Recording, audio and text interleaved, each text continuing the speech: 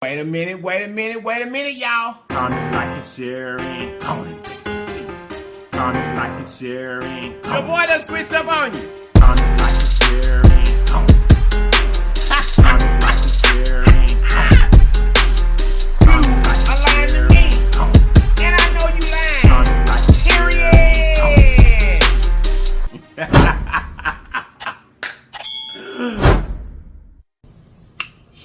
Alrighty then. Wait a minute, y'all. You guys look. If this is your very first time in this channel, run over there and subscribe for us. And after you subscribe, make sure you hit that notification bell beside the word subscribe so that you will be notified each and every time that we upload a video. And then welcome to this great family.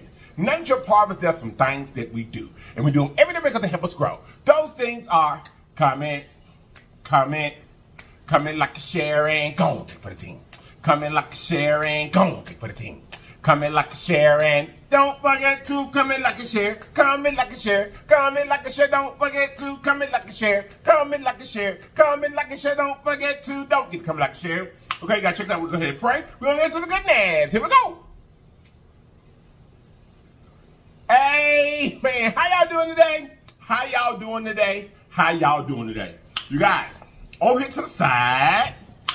Big Ben is in the building, baby. Big Ben is here.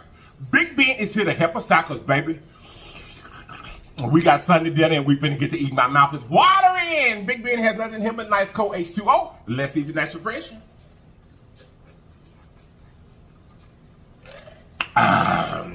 Here's, you guys, also over here I got my lip tight sauce. If you would like a bottle, look well in the top, in the description box, in blue. Right there, you can get your lip tight sauce. And your lips merge. Okay, that is the link where you can get it at. You guys today for the food, baby. I got made some fresh skinned old cornbread and everything. We got pigtails over greens with some rutabagas in them. And we got some deviled eggs for Sunday dinner. I have got our Miss Campbell's cha-cha. Over here, it's Miss Campbell's, and we have got our white onion. Let's get to eating. Put me a few onion back here. Around my pigtails and things and stuff. And we're gonna need some hot sauce. We need some hot sauce on these pigtails here. From the Get and Need Green here. Yup. And a little cha-cha.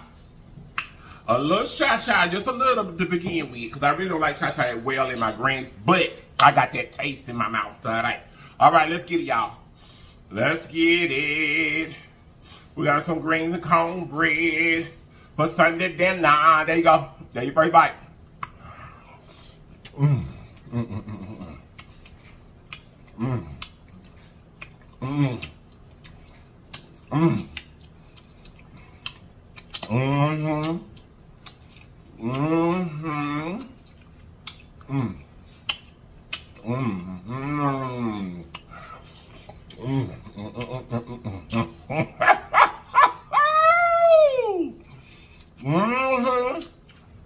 That's good. Sunday dinner. Sunday dinner. Hit your pigtail. It's hot. Give me the egg right quick. We want the egg? Get your bite.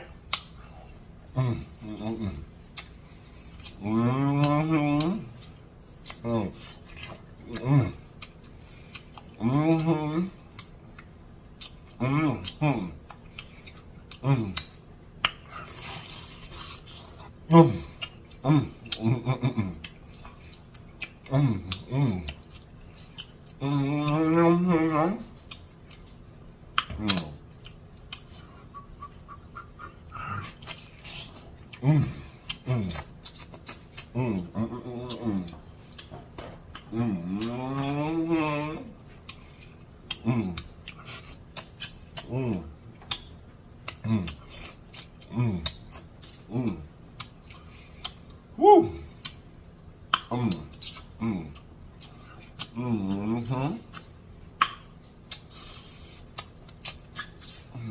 Put me a little pigtail in there. I dropped the bone over here, y'all. You know, Gucci will be after that. Put a little piece of pigtail in there with them greens, honey.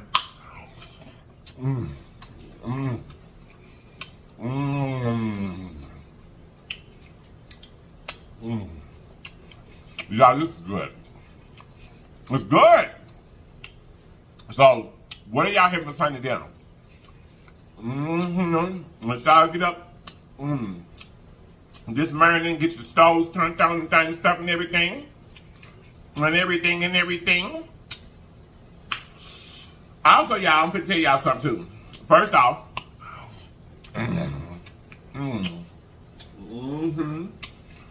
happy Black History Month.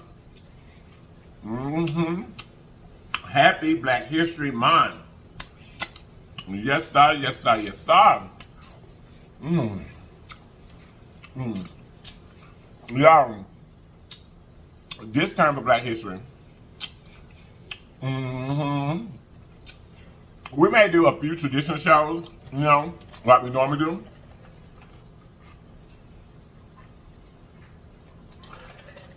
But this year, for Black History, y'all, I think I want to gear it a little differently. I want to talk about a few things that most times when we talk about Black History, a lot of people don't do or necessarily don't necessarily think about. And that is the advancement of, you know, the African American race through entertainment. You know, entertainment had a big thing, or had a big part in advancing and, you know, changing things for the African American race. You know, the television, when the television was made, well, not made, but when people started having televisions, you know, a lot of, you know, bigotry, racism, and stuff like that. I dropped the bone right here before he get it.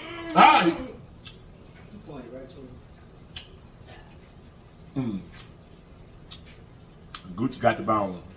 My husband just dug it out of his mouth. Thank you, Jesus. I mean, he went right to it. As soon as he came over here and flashed, I pointed to it, and it was like I pointed to him. He flashed right to it, honey. But anywho, Black entertainment, y'all. Also, what I was, I'm sorry, y'all, I got off track. What I was a lot of bigotry, racism, and stuff like that was harbored because of segregation, you know, primarily or especially in the South, but really all over the world. Because even up north, even though people were free and things were better, they still were segregated. I think they called it redlining or something like that, where even up north, you know, still living places, you know, where communities were still segregated. But anyway, what I'm trying to say is, y'all, Black culture was brought and shown. I thought they don't worry about it. Was brought and shown to a lot of people through the television. A lot of these things were carried on and were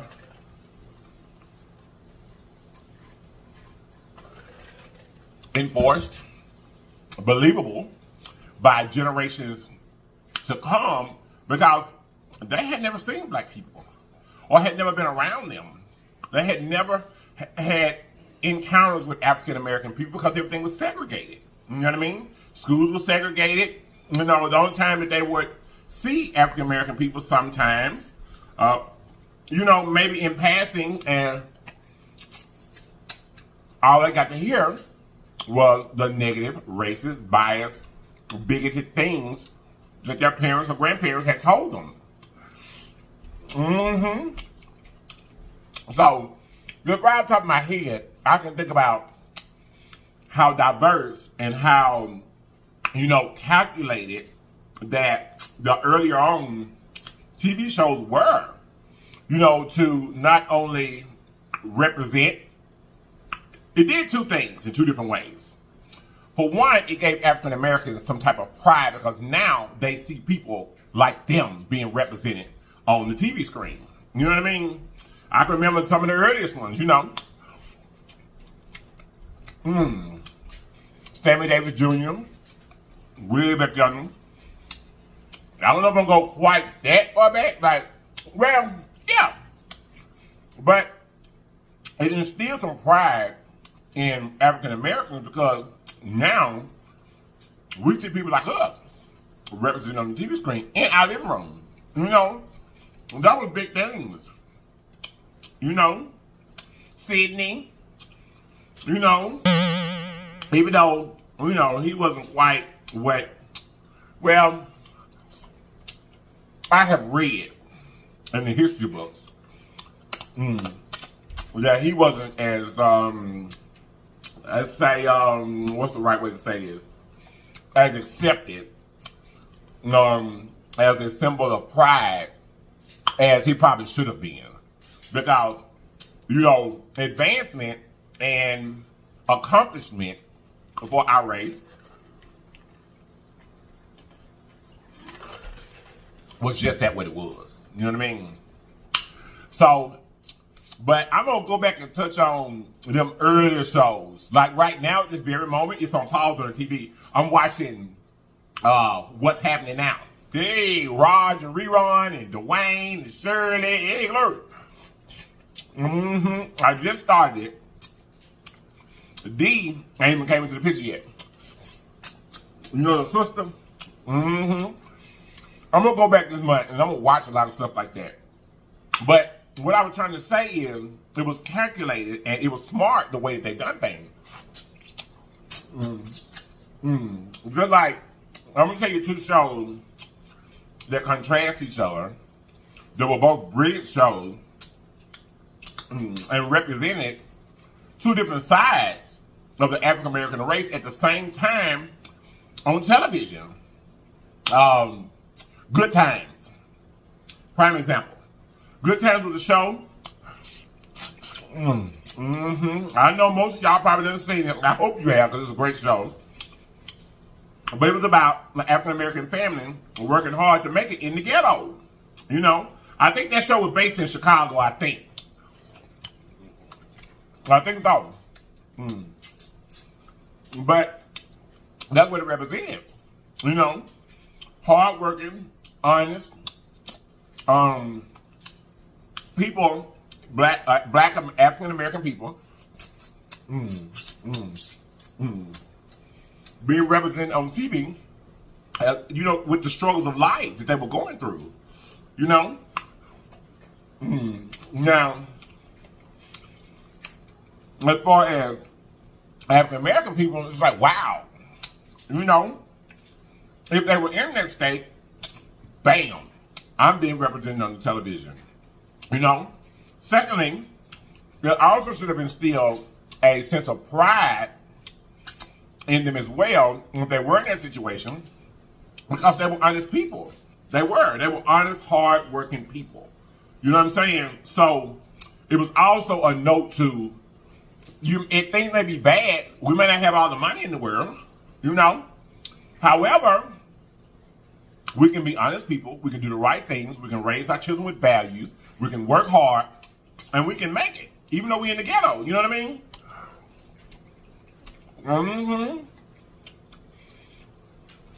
And then you had, on the other hand, the Jeffersons. One of my most favorite shows of all time. I love the Jeffersons. I loved it. I really did. I really did. George Jefferson. Ooh, it's hot.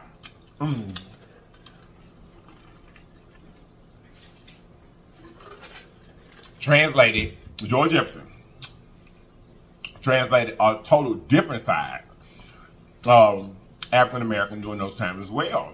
You know, hardworking, had made it, successful businessman had made it, had moving on up to the sky. You know what I'm saying? He had made it, living in the penthouse, you know, in, you know, what would be considered at that time, you know, white, rich Caucasian, whatever you want to say, part of the neighborhood, and he was still a brother, so to speak.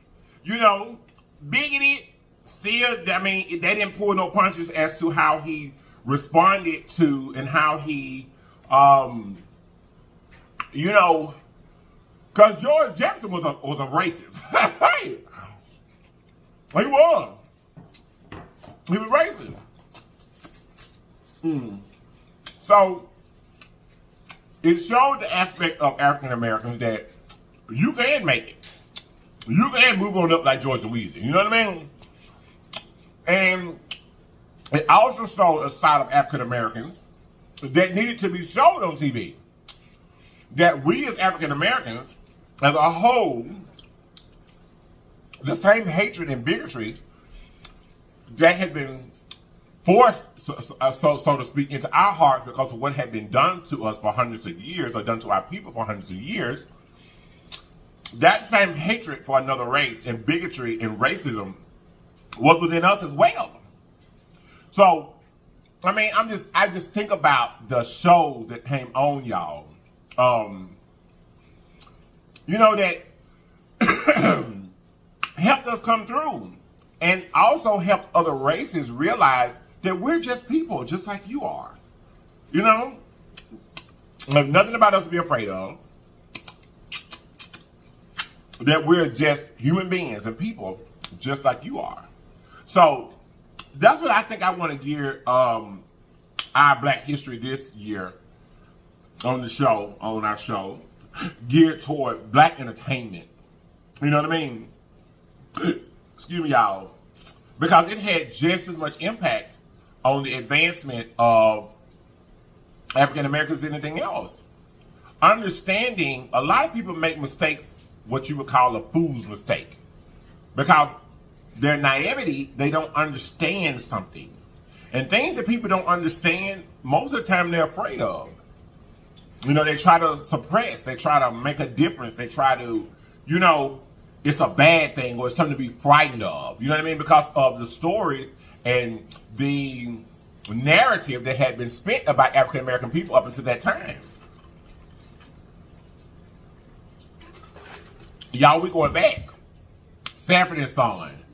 What was the name of that TV show? Y'all, I can't remember. It was about a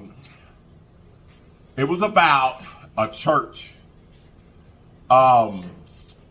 It was a church. Deacon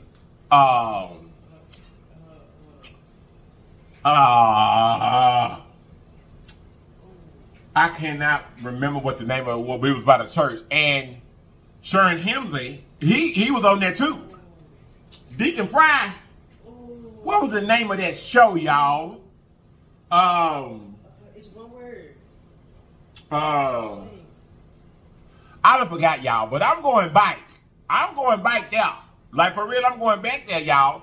Because, you know, things back then, like I said, African-American entertainment, for real, it helped advance the race just as much as anything else did. Just as much as the marches, just as much as the bus boycotts, just as much as anything that happened by or that was done by anybody. Black entertainment was just as much as the advancement of the race as anything else. Amen. Amen was the name of it.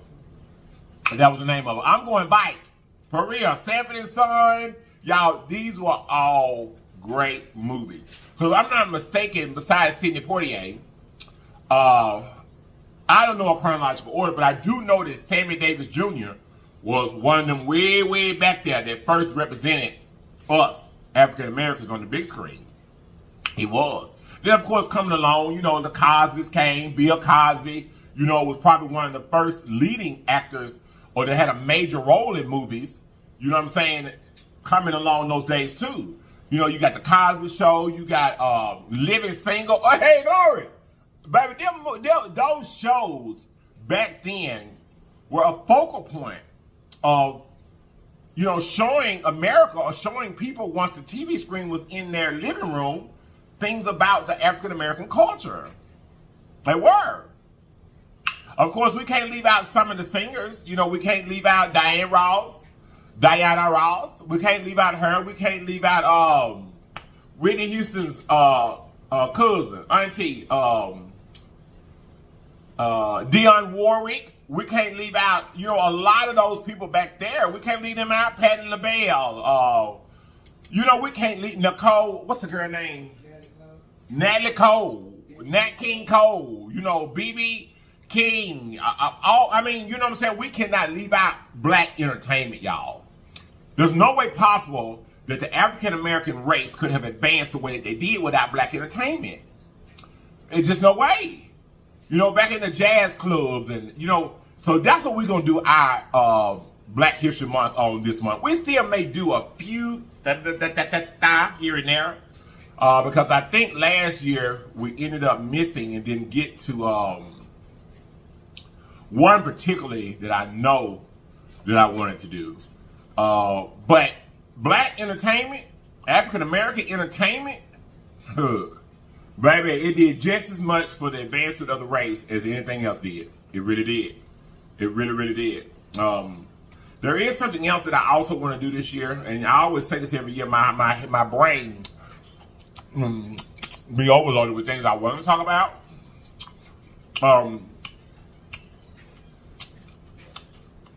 But I also want to talk about this year.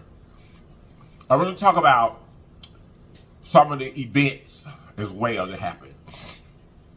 Like that Sanitation Act that happened in Memphis, Tennessee. You know what I'm saying? That was a big one. When Martin Luther King went there, you know, to march with the sanitation workers in Memphis, Tennessee, to get them better and equal pay and stuff like that. Some of those things like that that tend to get overlooked, that tend to get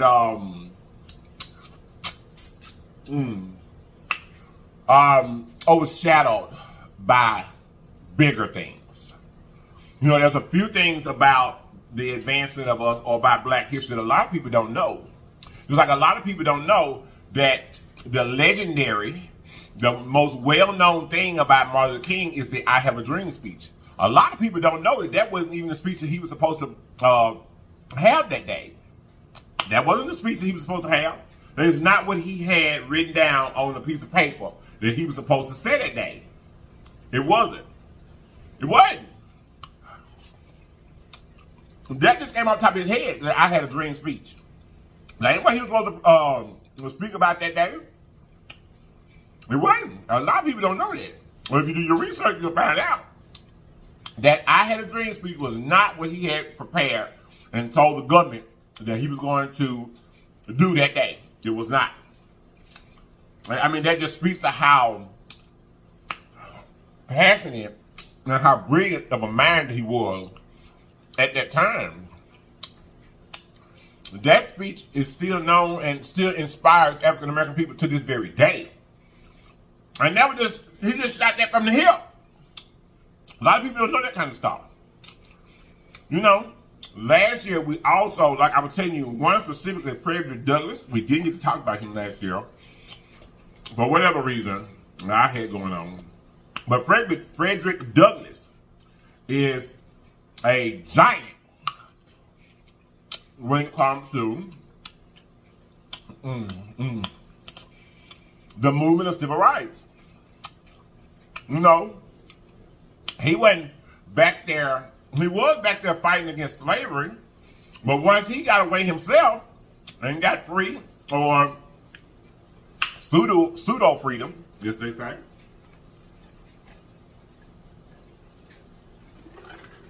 you know, being a runaway, he was on free soil, but he was one of the, like I said, the giants, the pioneers that went through the situation as far as getting us to be seen as a group, as individuals, as a race, to be seen not as cattle or property, but to become a citizen, full citizens, citizenship in the United States of America.